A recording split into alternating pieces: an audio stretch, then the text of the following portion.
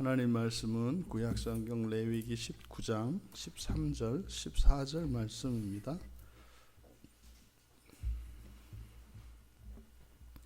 우리 같이 한 목소리로 함께 읽겠습니다. 너는 내 이웃을 억압하지 말며 착취하지 말며 품꾼의 삭슬 아침까지 밤새도록 내게 두지 말며 너는 귀먹은 자를 저주하지 말며 맹인 앞에 장애물을 놓지 말고 내 하나님을 경외하라. 나는 여호와이니라. 아멘. 여기에서는 이제 재물과 관련하여 하나님의 백성들이 어떻게 재물에 대한 태도를 가져야 할 것인가 하는 것을 보여주고 있습니다. 그러니 재물의 거룩함이다 이렇게 볼 수 있을 것입니다. 13절에서 내 이웃을 억압하지 말고 착취하지 마라. 그리고 품꾼의 삭슬 아침까지 밤새도록 내게 두지 마라. 그래서 억압하는 것, 착취하는 것, 그리고 그것의 한 실예로서 품꾼의 삭슬 늦추는 것을 이제 제시하고 있습니다. 그래서 억압한다라고 하는 이 아샤크라고 하는 히브리어는 정의롭지 않은, 그러니까 공정하지 않은 방식으로 다른 이의 권리나 이익을 억압하는 것을 말합니다. 그러니까 좀 여기에는 불법적인 것과 불법적이지는 않더라도 정의롭지 않은 것, 부당한 것이 들어갑니다. 그런데 착취한다라고 하는 것은 이것은 불법적으로 무력을 사용하는 겁니다. 이때 무력이라고 하는 것은 뭐 돈이 될 수도 있겠고 무슨 권력이 될 수도 있겠고 여러 가지 형태의 그 무력, 폭력, 그 힘을 이용해서 불법적으로 이렇게 훔치고 강탈하는 것을 말합니다. 그러니까 착취하는 것은 이제 불법성이 좀 더 강하고 불법성과 폭력성 이것이 강하고 억압하다라고 하는 것은 좀 더 포괄적이면서 그러니까 법을 위반하지 않는다 할지라도 불공정한, 부당한, 정의롭지 않은 그런 것을 다 이제 포함합니다. 이것은 이제 전부 재물과 관계되어 있습니다.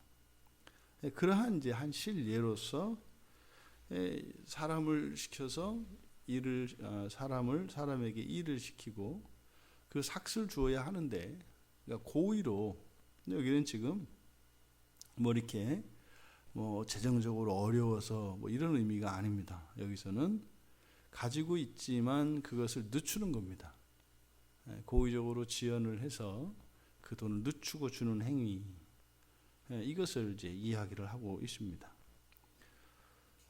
그러니까 어떤 경우에든 우리가 돈을 버는 것 그 자체가 목적이 되어서는 안 되고 또 이것을 반대로 돈이라고 하는 것, 이 재물이라고 하는 것이 사람으로 하여금 이렇게 욕심을 갖게 합니다. 왜냐하면 이 재물은 힘이 있거든요. 그 재물을 가지고 있으면 그 재물이 가지고 있는 그 구매력, 그 영향력이 이제 크기 때문에 권력이나 재물이나 추구하는 바는 같습니다.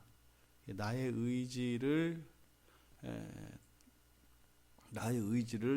마음껏 방해받지 않고 이렇게 실현할 수 있는 아주 강력한 힘이 되기 때문에 그것은 반대로 다른 이들의 의지를 꺾을 수 있는 그런 강력한 힘이기 때문에 거기에는 욕심이 이제 따르게 되어 있습니다. 그러니까 욕심이라는 것은 지나친 집착이죠.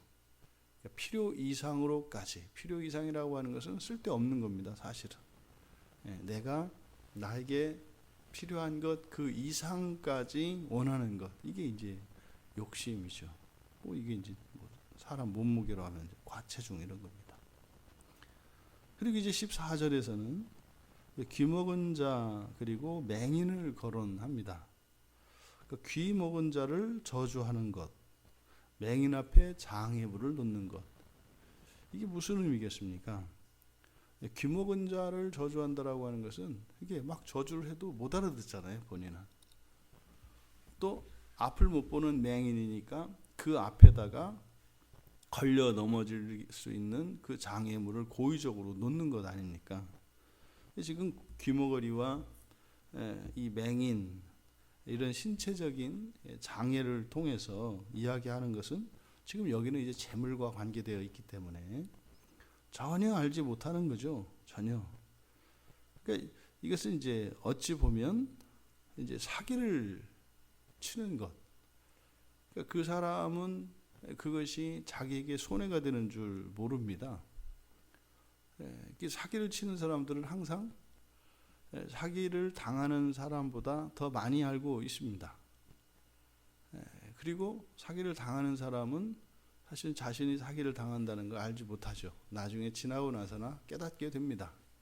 이런 것처럼 이런 맹인과 들을 수 없는 이 사람을 통해서 재물과 관련해서는 이렇게 자신을 보호할 수 없고 어떤 점에서는 약자라고 할 수 있지만 위에 있는 경우, 억압하고 착취하는 경우와는 또 다른 이런 경우를 말하는 것이겠죠.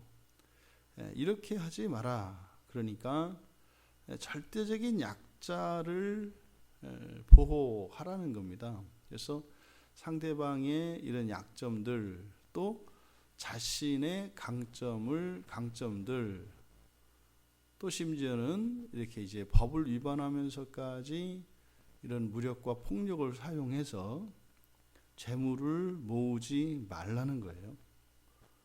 그렇게 하는 것은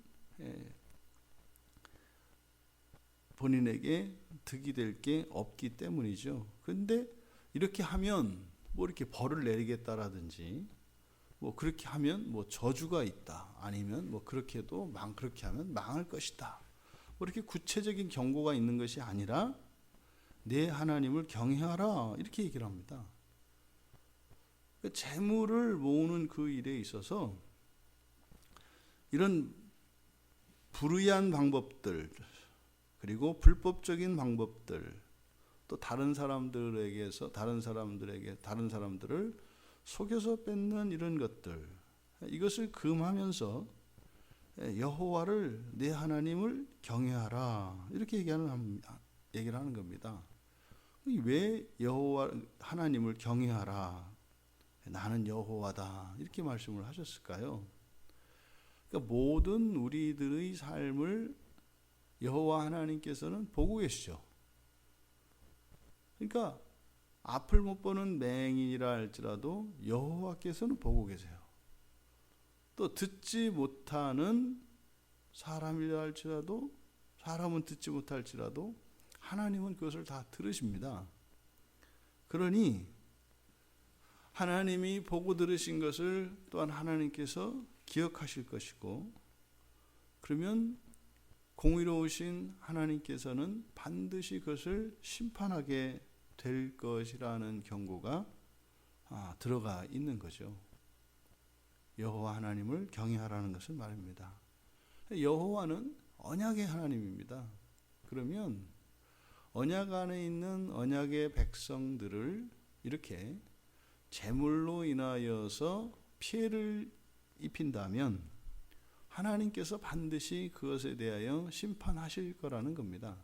그러면 이것을 반대로 바꾸어서 말하면 우리가 그렇게 하지 말아야 되겠습니다만 또 우리가 이렇게 당할 수도 있지 않습니까? 힘이라는 것이 상대적이니까 말이죠. 우리가 나보다 약한 사람에 대해서는 하지 말라라고 하는 금령으로 들어야 되겠습니다만 반대로 우리가 피해자의 입장에 설 수도 있단 말이죠. 그러면 피해자의 입장에 선다 할지라도 그것으로 인해서 두려워하지 말라고 하는 약속이 들어있는 거죠. 그러니까 이것은 우리가 명령은 너는 그렇게 하지 마라 라고 하는 금령의 형태로 되어 있습니다만 사실은 내가 이제 피해자도 될 수 있기 때문에 그래서 구체적으로 이렇게 하면 뭐 벌을 주겠다라든지 이렇게 하지 않는 거죠. 그 관점이 뭡니까? 무슨 정의를 실현하고 이렇게 악인을 벌을 주는 것이 목적이 아니라 사실은 재물로 인해서 사람들 사이에 발생할 수 있는 이런 피해, 이러한 원한, 이런 것들에 하나님은 관심이 더 있으신 거죠. 또 이런 명령이 우리에게 주어지는 것은 사실은 이 재물을 모으는 그 일이 이러한 악과 이런 부정을 감수할 만큼 강력한 것이기 때문에 그렇습니다. 대표적인 게 이제 시편 73편에 제 3권의 시작인 73편을 보면 이렇게 악인들의 형통함에 대해서 이제 노래를 합니다. 그런 거 있잖아요. 주변에 뭐 이렇게 악한 사람이에요. 근데 잘 돼요. 이게 사실 우리 신자들에게도 때로는 이게 참 마음으로 힘든 거거든요. 이렇게 누가 봐도 인정할 만한 사람의 성공은 오히려 이게 귀감이 되어서 사람들에게 기쁨이 되고 또 열심히 정직하게 그리고 성실하게 살아갈 수 있는 동기부여가 됩니다. 근데 악인들의 이런 형통과 성공은 사람들로 하여금 실망하고 절망하게 하고 낙담하게 합니다. 그게 이제 시편 73편의 이야기인데, 그러니까 악인이라도 평안하고 재물이 불어날 수 있어요. 이제 12절에 보면 그렇게 돼 있어요. 그러니까 우리가 이 재물에 눈이 멀어버리면 어떻게 돼요? 양심 한번 접을까? 법 한번 어길까? 얼굴에 한번 철면피를 깔아볼까? 이런 마음이 든단 말이죠. 근데 이 유혹이 굉장히 큽니다. 조금만 인정사정 보지 않고 조금만 더 강하게 하면 그것이 이런 재물의 이득을 높이는 것과 직결되기도 하거든요. 그리고 또 그게 뭡니까? 내 주변에 있는 이런 악인도 나만 못한 사람도 그렇게 해서 재물을 막 쌓는단 말이에요. 그러면 그게 부럽단 말입니다. 그런데 시편 73편 17절에 가면 그렇게 얘기를 합니다. 하나님의 성소에 들어갈 때야 그들의 종말을 깨달았나이다. 욕심이 싹 가라앉은 거죠. 안 하길 잘했다. 그렇게 하면 안 되는 거지. 그게 좋은 게 아니지. 이걸 깨달은 거죠. 잠언 13장 21절에도 죄인은 재앙이 따른다. 이렇게 얘기를 합니다. 그러니까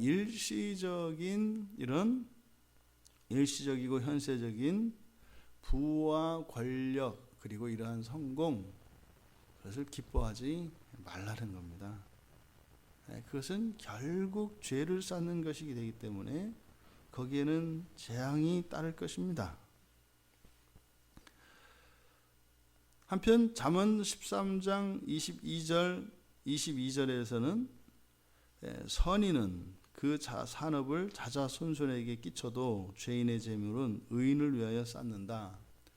그러니까 결국 이 선과 악의 문제에 있어서 또 죄를 짓는 문제에 있어서 재물을 쌓음에 있어서 그것이 대를 자자손손에게 미쳐지고 미쳐지지 않고를 이야기합니다. 그런데 실제로 우리 주변을 이렇게 보면 많이 우리가 이렇게 드러나지는 않습니다만 정말 선한 방식으로 그리고 부자가 되면 될수록 더 선을 베풀고 친절을 베풀고 해야 된다고 하는 사실은 우리 기독교 신앙을 떠나서도 이것은 절대적인 금원과 같이 동서고금을 막론하고 다 있습니다. 그러니까 경험적인 거죠.